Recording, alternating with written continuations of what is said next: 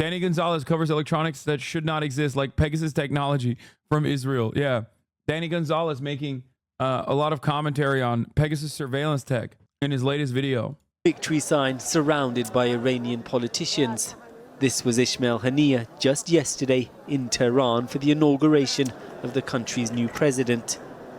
In the early hours of the morning, he was killed in a precision strike. Bro, I'm in Lebanon. This is how I fucking find out that I need to evacuate. I'm so cooked. Be safe, chatters. For the Israelis, Haniyeh was a wanted man. Here he was on October the 7th, praying for the success of Hamas fighters as they carried out a deadly rampage. But in the occupied West Bank today, he was celebrated as a hero and a martyr. Haniyeh was a political... Hasan, once the nukes are dropping, will you still do the $6 ad break? Yes. It's automatic at this point. If you think I won't be serving you ads at the top of the hour as I'm like live covering the fucking nukes dropping, you're out of your goddamn mind, okay? If there's one thing that you can rely on, it is that even if the world is ending, I will be live. I will find a way, and I will be live. I will be covering it, okay? Leader of the group based in Qatar. Thank you, a bit flippin' for the 5 gifted subs. Israelis see it as a significant success. It was a declared strategy. Dude, what a success, man. What a W. What a fat W for us. We killed the guy who was more moderate, who was in charge of the ceasefire negotiations. We did it. You're so stupid, dude. Israel, the prime minister, the defense minister, everyone was saying the leadership of Hamas is not immune anywhere in the world. In Qatar, it was very difficult to do it now because of our dependence on Qatar with the issue of our hostages. And therefore, we didn't do it before. I'm sure Israel could do it also in Qatar. Haniyeh helped cultivate Hamas's close relationship with Iran. Today, the country's supreme leader vowed vengeance. But up until now, the regime, deeply unpopular at home, has appeared to be primarily concerned about saving face, rather than pushing towards all-out war. Iran has never wanted to spread war in the region. However, everyone must know that Iran will not allow the region to be governed by America and Israel. Back in April, Iran launched a huge barrage of missiles at Israel, following a strike on its consulate in Syria. But it was a choreographed move. Nearly all were shot down. Adding to the pressure now, a senior commander in Hezbollah, Iran's key ally, was targeted in Beirut yesterday. I think it brings them together, Hezbollah and Iran, and I think the consultations are going on between them, and it might be a response that will be from many directions simultaneously. For many in Israel, the priority is a deal that would bring back the more than 100 hostages still held in Gaza. There has been little progress in negotiations, but Haniyeh was key in them. Mediators have criticized his killing. Haniyeh was seen as a more moderate figure within Hamas. He was once a close aide to the group. I like this, she said. We could have killed Ismail Haniyeh in Qatar if we wanted to. We just couldn't because, like, Qatar is a key part of the hostage negotiations. It's like, bro, so is the person that you killed. Like, you immediately destroyed the argument that you were trying to present when you made it seem like you even remotely cared about the hostage situation. Like, you were like, oh yeah, we couldn't do it in Qatar because, like, it plays a key role in the hostage. Moderate celebrating the murder of hundreds of civilians. Brother, what are you talking about? Are you talking about like every fucking member of the Israeli cabinet? Israel literally had a pro-rape Likud member of the Knesset argue that anally raping Palestinian prisoners is totally moral and just 2 days ago. What the fuck are you talking about? Shut up. You have no leg to stand on, okay? You have no fucking leg to stand on. When I say Ismail Haniyeh is more moderate, I'm talking about him versus Yahya Sinwar. And for the record, virtually every Palestinian is more moderate than the Israeli government. So I don't give a shit about what you have to say about that. Make no mistake, okay? No, it's not. Yeah, brother, I have 40,000 fucking deaths to point to, okay? the Israeli government is infinitely more violent than the worst aspects of Hamas. The worst aspects of Hamas, okay? Straight up. There is enough mathematical proof for that reality. Reported by, what? Is this your big gotcha? The Palestinian Health Ministry? Is that what you're going to say? Because the American State Department agrees that the Palestinian Health Ministry is correct on its fucking numbers. As a matter of fact, the Israeli government also uses the Palestinian Health Ministry's numbers, and the Israeli government also has the Palestinian registry that they can cross-reference all of the deaths on. And yet, they don't fucking come out and say the numbers are wrong. They say the numbers are right. They just call them terrorists. So don't say fucking yes. You just don't know anything. Group's founder, Sheikh Yassin, himself assassinated by Israel. He went on to lead Hamas in Gaza before moving abroad. Haniya is the second Hamas leader to be assassinated by Israel outside Gaza. Another senior figure was killed in Beirut in January. Nazi bitch. Inside Gaza, the head of Hamas's military wing, Mohammed Deif, is thought to have been killed earlier this month. His deputy was targeted back in March. But Yahya Sinwar, leader of Hamas in Gaza, remains alive. The group's fighters have been weakened, but are managing to regroup in areas Israeli forces have withdrawn from. Hamas was also built as an organization to be able to sustain these blows, and it did sustain these blows before. Its original leader Ahmed Yassin was killed. Abdulaziz al-Rantisi, who was also the head of the political bureau of Hamas, was killed. But despite that, Hamas continued to develop its resistance project. So I don't think, again, that these assassinations work anymore in the way that Israel thought it worked. It's ordinary people in Gaza who are suffering the most under Israel's ferocious assault. Close to 40,000 Palestinians have been killed. Amongst the victims today, a well-known Al Jazeera reporter, Ismail Al-Ghul, and his cameraman, Rami Al-Rafi.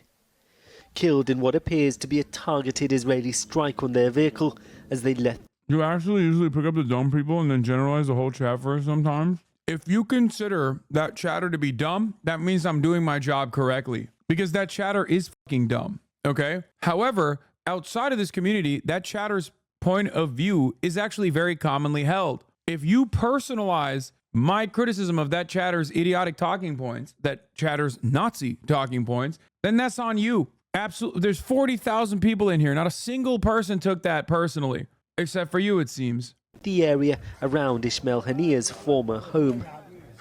More than 100 journalists have been killed in Gaza, an awful price for documenting awful suffering.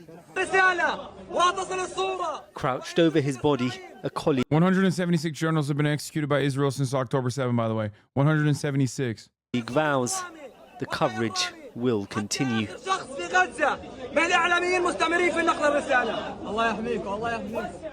Well, earlier I spoke to Mohammad Marandi, an Iranian political analyst and professor at the University of Tehran, who told me he believes Iran's response will be even bigger than the last time it fired hundreds of missiles at Israel. We began with what the reaction would be. This time around, I think, yes, the response will be more severe, and the Israeli regime is going to have to pay the consequences. It's going to have to pay the price, because the regime has... Why are you picking on chatters? How would you feel if I presented you to the mass and belittled you? How would you feel? Bunksha, I already served the 3-minute ad break at the top of the hour. That's why you got banned. The support of the West for all of its lawlessness, for all the crimes that it carries out. The West is its partner in crime. And so the Iranians know that the only way to stop it is to punish it. You're an academic, but I know you are well connected with the Iranian government. Are you saying this on your own gut feeling or based on conversations with people in government? No, it is my belief, from my understanding of what's going on in Iran, that the response this time round will be more severe than what we've seen in the past. Not only because Martyr Haniya was a guest of the Iranian government, but also because of the fact that he is leading the resistance of the Palestinian people. I mean, it seemed clear before that Iran did not want a full-scale military confrontation. It did not want war. To see a Western news channel interviewing Iranian analysts and Iran is crazy. I've never seen that in my entire life. No, they do that. Channel 4 has always done that. Democracy Now! Has always done that. Channel 4 has always done that. There's a couple outlets that like actually do real journalism. And, you know, there's CNN sometimes does it too. It just depends. With Israel. Are you saying that situation might change? Yes, Iran does not want a full. Iran supports Nazi Russia in bombing my home country, so I'll be happy to see the whole country burn. Nuke Iran. Bro, 23-month subscriber. Don't you understand that, like, there are so many people in Iran that have literally nothing to do with Russia bombing Ukraine? You said HamasAbi, Lamau? This doesn't make any sense. Like, how are you a Ukrainian liberal who is calling me HamasAbi for talking about the humanity of Palestinians? If you're Ukrainian, that's like literally a cause that you should immediately understand, okay? How the fuck have you demonstrated this level of cognitive dissonance where you're like, oh yeah, Russia is bad for invading my country and bombing my home, okay? And they are, you would be correct on that position. But also, Palestinians are bad for being invaded by Israel and being murdered and having all their homes bombed. And also, we should nuke Iran. Like, that makes no sense. I just don't understand it, especially when you're Ukrainian. Russian agent Hassan, invade Lebanon, nuke Iran, bomb Iran like Japan, 1945. Bro, you are literally Ukrainian. What the fuck is wrong with you? Like, what is happening right now? You want people to feel bad. I do. But you want other people to feel bad about what is going on in your home country. And you simultaneously are thinking that you're American in the way that you're talking about this shit, where you're like, you have the most like American smoke for anyone and everyone around the world when Russia is doing America shit to you. Are you all right? Don't get me wrong. Iran supports Nazi Russia. Don't get me wrong. Israel leadership is Nazi too. Let them burn each other. No, you're just fucking saying that now. You're calling me HamasAbi and HumasAbi because you're an Islamophobic piece of shit dick rider of the United States of America. Okay? Don't fucking turn around and be like, don't get me wrong. Israel is Nazi too. This is not how this started. This conversation started with you being like, I'm HamasAbi. Everyone buckles like a goddamn seatbelt the moment that like their fucking idiotic takes are addressed nowadays. What happened? Formerly 23-month subscriber. What happened? I know exactly what happened. You started fucking watching other commentators and you started repeating their dumbass fucking takes over and over again, thinking that you were actually this brilliant intellectual, that you duked it out in the marketplace of ideas with your fucking friends. Slowly but surely, your friends in the real world decided that you were annoying, started talking behind your back.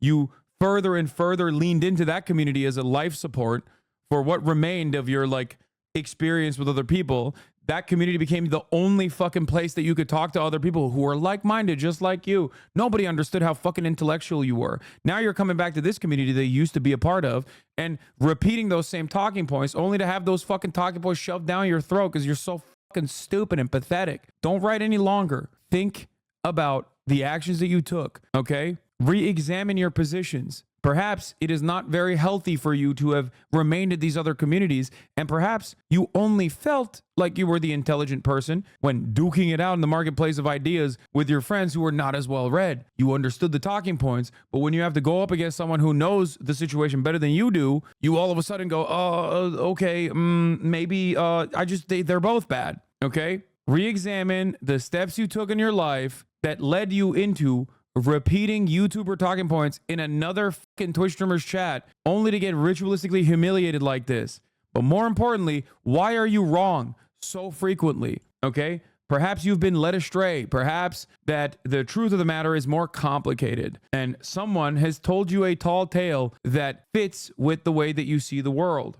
Scale war because it harms the globe. If we have a full-scale war where the Americans enter the battle, then all of those bases that the Americans have in the Persian Gulf region will be destroyed. All those countries that host those bases will be destroyed because they will be seen as hostile. And that will destroy the global economy because there will no longer be oil or gas exports from the region. No one wants that. The Iranians don't want that. But Netanyahu probably does want that. The Israeli regime probably doesn't want it. They know that they are on the losing side and that history will judge them as it should, despite Western propaganda. But Netanyahu wants the war to be expanded. And the Iranians have no option but to punish him to prevent him from continuing these outrageous acts. So it's really up to the West and the Americans to end the genocide that they are funding and supporting. Do you not feel that the Iranian people, or some Iranian people, will not feel annoyed at the lack of Iranian capability to have stopped this? You know, a missile attack on Israel would almost certainly have been shot down, as the vast missile attack on Israel was last time round. You know, Iranian air defenses were unable to stop this happening. Has that not highlighted its weakness? I think it's very clear that the Iranians had the upper hand, and that's why the Israeli regime was very careful not to continue the confrontation. And after the attack on the Iranian embassy, they discontinued. Wait, that's what your takeaway was from that fucking ritualistic undressing? Look, dude, I want you to get better, okay? I want you to be a happier individual. It's self-serving of me to want you to get better and be a better individual, because then you probably won't be chirping in my chat, or maybe you'll be welcomed with open arms if you reform your positions once again in this community, okay? So truth according to Hasan, Israel bad, Hamas good, yep. There's no planet where you just listen to everything I just said and that was your takeaway. I didn't even bring up any of these things. You're shadow boxing with positions that I'm not assuming. But if you want to have that conversation, yes, Hamas is a resistance group, a resistance towards what? Israel's apartheid regime. So yes, the greater evil in this conversation is, of course, the militant state with nukes, okay, that has been killing Palestinians at an alarming rate for the past 10 months with no legal scrutiny whatsoever. Well, actually, that's not true. With some legal scrutiny, but no actual scrutiny that will have tangible, long-lasting, peaceful impacts on the region by the United States of America, okay?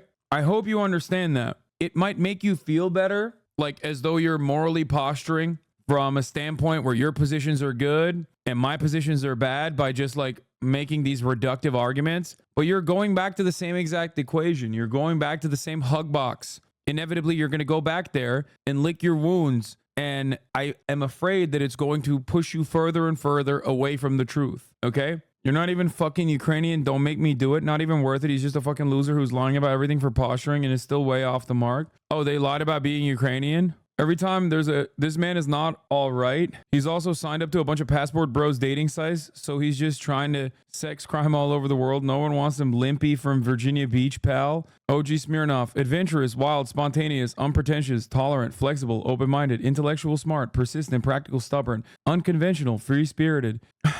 Hamas bad, Palestinian is good. That's not even correct either. Okay. That's also not correct. Hamas is civil governance ultimately. Okay. When lines are blurred between what is Hamas and what is Palestinian, that's also a cowardly argument to make. Because at the end of the day, in terms of a spontaneous militia, what Hamas is doing is literally just, it is legal by international standards. Hamas defending against the Israeli incursion, against the Israeli genocide, is completely just. It is legal, it is just, it is valid, it is, dare I say, moral, okay? The metric ton of propaganda that you feed yourself and your parents does not change that reality under international standards. Israel has no right as a belligerent occupier to quote unquote defend itself in an offensive campaign in a territory where it is the belligerent occupier of. Hamas, on the other hand, does have an international right to defend itself. Hamas has a legal right to defend itself against a belligerent occupier. Okay? We're not talking about October 7th. I'm talking about international law and how it works. And in terms of like everything that has happened since October 7th, Hamas is legal in their actions. This is not about the kidnapping or the death and destruction on October 7th, mind you. How can you separate Hamas from October 7th, though? That is also their actions. Yeah, I can separate it in the same way that you say killing civilians is never just. I doubt that you're talking about the United States of America, even if you assume that position for the sake of this argument right now, or nor do you do that for the state of Israel, okay? I do not agree with the methods of the Palestinian resistance on October 7th. But that doesn't change the reality that they're still suffering from an apartheid. They were suffering from an apartheid on October 6th. These aren't just like words that I'm throwing out there. No matter how hard some people's favorite debate lords try to explain away this position by fucking saying, oh, this is just a buzzword, okay? That is intellectually incurious. People suffering from an apartheid, which requires an unimaginable amount of violence and racism to maintain, are going to do shit when they're backed into a fucking corner, okay? This is exactly what I said on October 8th. Killing civilians is never just, but nuke Iran? No, this is a different chatter. There is just not a world in which, like, you can fucking keep pushing people into a goddamn corner and killing so many of their family members and controlling every aspect of their lives and then not expect any kind of violent resistance. The standard of violence is always set by the colonizing entity. In this case, it is the standard of violence that was set by Israel. Israel is the colonial entity in this equation. It's not the people resisting against said colonial entity that are at fault, okay? If you trace the origin of every part of Palestinian resistance, you will recognize that they didn't start off with Jew hatred and anti-Semitism in the way that Israel tries to present this false narrative. Fucking ridiculous. Continued attacks on the Iranians because they know that Iran has a very powerful drone and missile capability that they cannot match.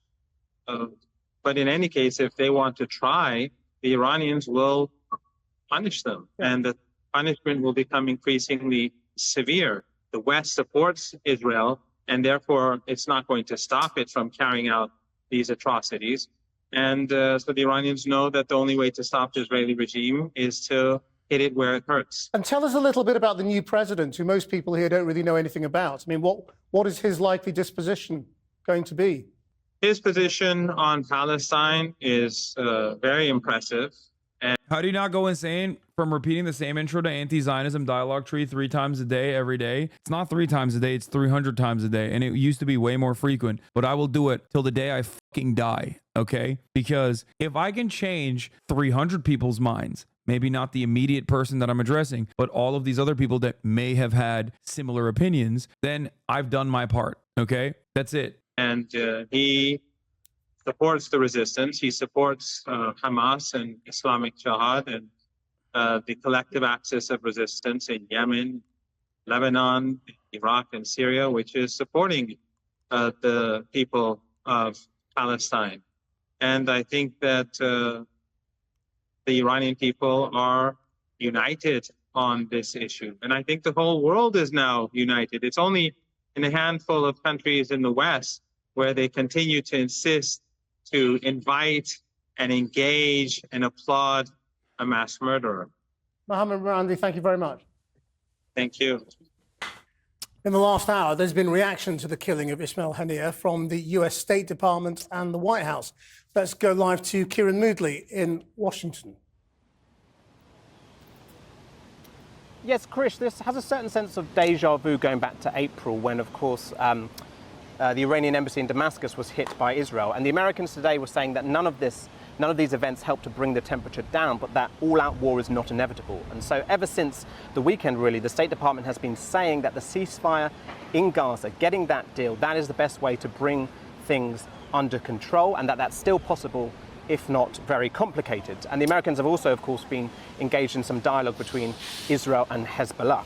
But with the US again today stressing that firstly, Israel has a right to defend itself, it does feel like, once again, back in April, the Americans don't really have much control over how Israel seeks to retaliate. And indeed, the Secretary of State, Antony Blinken, said today that he had no prior knowledge of an attempted assassination on Ismail Haniyeh, although, of course, Israel have said they were not responsible. This is what Mr. Blinken said today. That's not even entirely true. They did take responsibility over it. They took ownership over it and then they deleted it. First, this is something we were not aware of or involved in. It's very hard to speculate, and I've learned over many years never to speculate on the. Oh my God. Lebanese officials appear increasingly anxious that the assassination of Ismail Haniyeh in Tehran would complicate efforts to contain the violence along the Lebanese-Israeli border. If it was limited to Lebanon, we would be sure that the retaliation will not lead to war, but now it is out of our hands. You're talking about Iran. This is what the Lebanese foreign minister said. I went to bed yesterday thinking that, okay, this can still be managed. But now, when I got up this morning and read about Haniyeh, I thought, oh gosh, it's over. Why don't you live in the Middle East? I used to. I grew up in Turkey. I like living in America. I prefer it. There's also some other reasons, like I'm not exactly a hot commodity by the Turkish government, or wasn't for some time. Are you also pro-Iran? I mean, it depends on what you mean by pro-Iran. I am pro-Iranian people, yes. I want the Iranian people to have a government that they deserve, that actually responds to their needs. I want them to live without constant fear of like American intervention, without Western intervention. What is this? Bro, while I understand your perspective, I believe the United States should consider a nuclear strike on Iran. Our nation holds significant power, and this action could address the threat posed by groups like Hamas. Although civilian casualties are a tragic consequence, they might be deemed necessary in this context. Additionally, this approach could be considered for other powerful nations such as China and Russia. Do you understand? Thanks. This like sounds like ChatGPT or some shit. It is pretty funny to consider that like guys that say stuff like that, I think that chatter is memeing, but guys that say stuff like that, like without a shred of irony, think that they're the good guys. Western chauvinism is such a beautiful phenomena that like people legitimately will say that and then simultaneously think like, I'm saying this for the greater good, not realizing that like you are the Nazi in every story. You're the Nazi in other people's stories, but you're the Nazi in general. Like you are the bad guy. It's not a good guy that says things like that. Okay. It's a bad guy that says things like that. I'm using good, bad dynamics. Normally I don't like it, but in this circumstance, maybe like to the Marvel brained dipshit liberals, like maybe they'll understand this. Like you're a bad person. Okay. You're an evil villain, and not in like a scary way either. You're just kind of a stupid evil villain. You think you're part of the team, but you're like a peon. You know what I mean? You're like sitting in the fucking lair going, yeah, we're going to do all of this. And like, you're first to go. You know what I mean? You're the goon. You're goon maxing. You're a henchman. Barely. The Iranian people's only hope right now is U.S. interference, which is fucked up. They literally write graffitis asking Israel to bomb Iran. They will do the rest of the job. Yeah, they're insane. Okay? Like, I understand hating your administration. It's understandable, especially with the Iranian leadership, but that's fucking ridiculous. The impact one event may have on... Yeah, please kill me. Because I hate my government that might? What do you mean? Something else. I can't tell you what this means. I can tell you that the imperative of getting a ceasefire, the importance that that has for everyone remains. Now, the Americans have just said that it's too soon to know how recent events have affected the chances of a ceasefire. But one other big event that's already happened over here, of course, when it comes to that deal, is that Joe Biden is no longer running for re-election. And he said he's determined to get as much done as he possibly can in the next 6 months. Does that mean that he can now be really radical and get a deal done? Or is he just seen as a lame duck by both the Palestinians and the Israelis? That ceasefire deal then remains the imperative for the Biden administration, not just for ensuring some peace in the Middle East, but ensuring Joe Biden's foreign policy legacy. Kieran Moodley in Washington, D.C. La la la la, no DMCA. La la la la, no DMCA. La la la la, no DMCA. No DMCA. No DMCA. La la la la, no.